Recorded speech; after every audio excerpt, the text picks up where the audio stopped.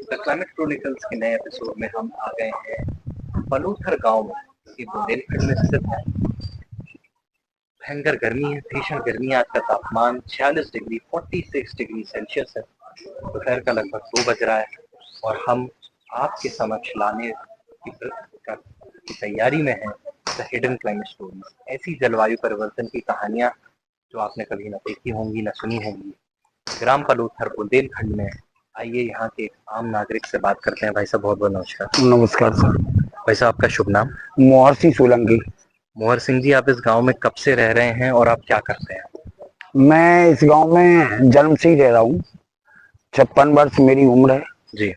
और जब से ही मैं यहाँ पर निवासरत हूँ। आप 56 वर्षों से बुंदेलखंड के बलूथर गांव में निवासरत हैं। आप क्या करते हैं, क्या व्यवसाय है आपका? मैं शासकीय शिक्षक हूँ। अच्छा जी। और यहीं पास में उदगमा हायर सेकेंडरी स्कूल में मैं प्रयोगशाला सहायक के पद पे पदस्थ हूँ जी। और बाकी और पहले कई गाँव में मतलब रह चुका हूँ, पदस्थ रह चुका हूँ। और मैं यहीं पे गांव में अपना निवास बनाया है गांव में। और गांव में ही अपना एक छोटा सा रोजगार डाला है। अच्छा, वो क्या है? मसाले का व्यापार, बिजनेस। अच्छा अच्छा। हाँ जी। तो मोहर सिंह जी, क्योंकि आप जैसा बता रहे हैं कि आप एक शिक्षक हैं जी और आप स्कूल में पढ़ाते हैं जी। आप इतने वर्षों से आपने इस क्लाइमेट में, इस जलवायु में कुछ परिवर्तन देखा है।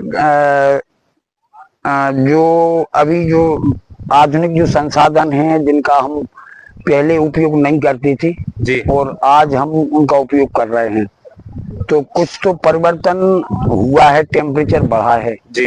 लेकिन कुछ हमारी जो रहने की हमारी जो व्यवस्थाएं थी पूर्व में कुछ अलग थी और वर्तमान में कुछ अलग हो गई हैं जी, जिससे हम अपने आप महसूस कर रहे हैं कि हीट बढ़ रही है।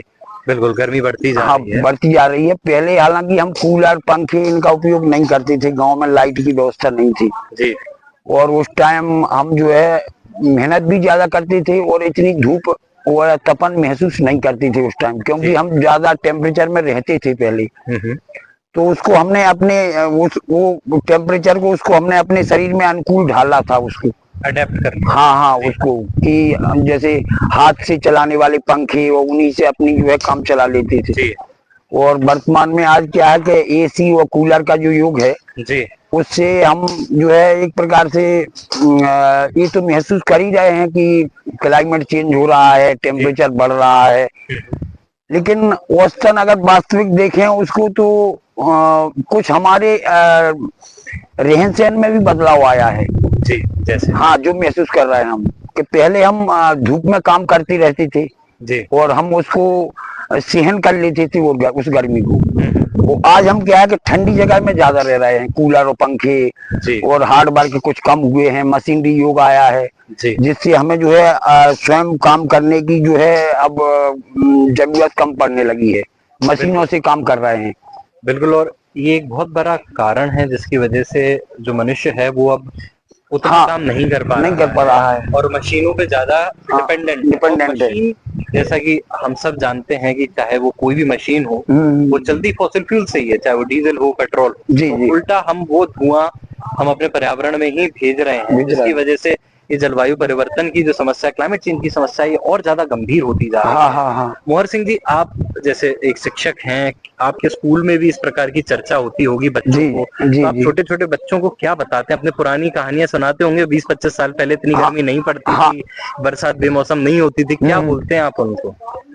बच्चों को हम यही बताते हैं कि अपन जो पूर्व में अपना जो रहने के जो अपने हाउस थे जी, वो अपन जो पहले जो हाउस थे उन्हीं की तरफ बढ़े, उन्हीं हाउसों में अपन पुनः वहां पहुंचे जी।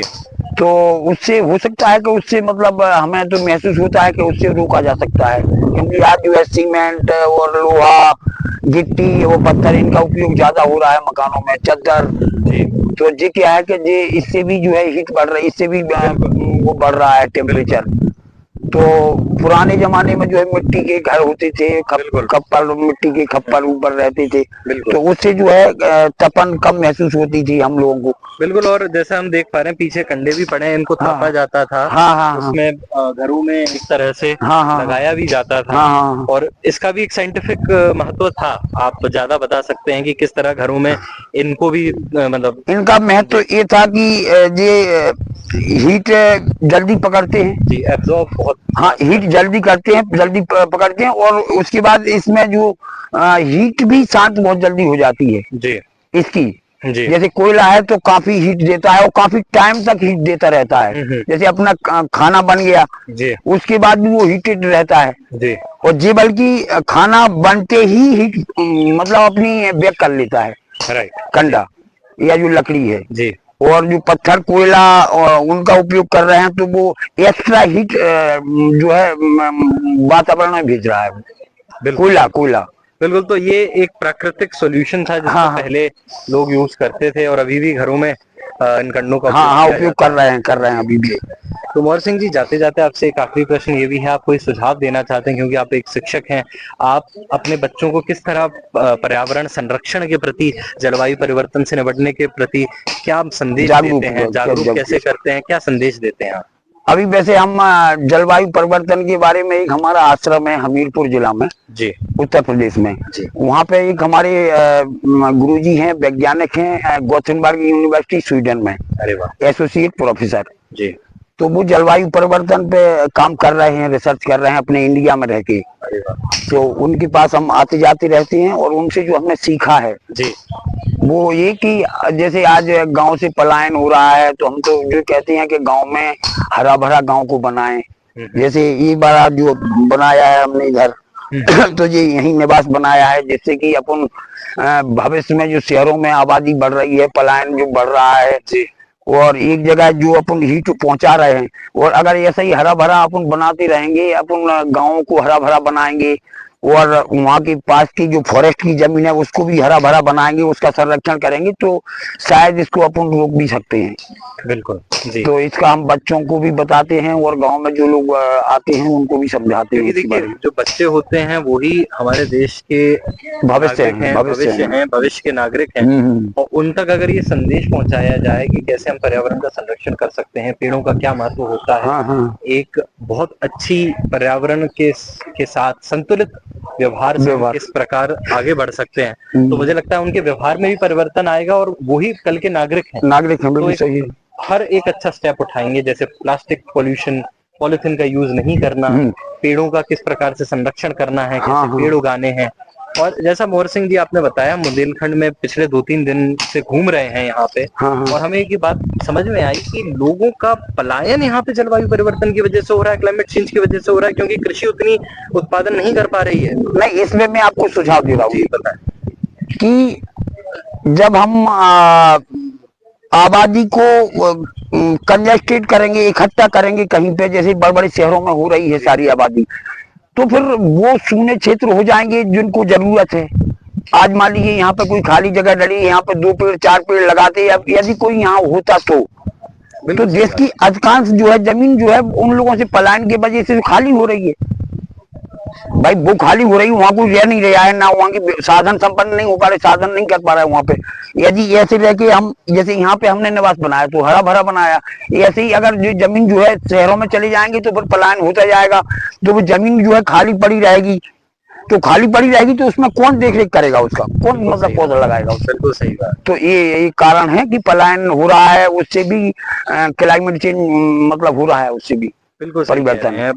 जैसे एक घर है, आज इस घर में अगर अपन इसको खाली छोड़ जाएं जी, तो इसकी देखरेख कौन करेगा।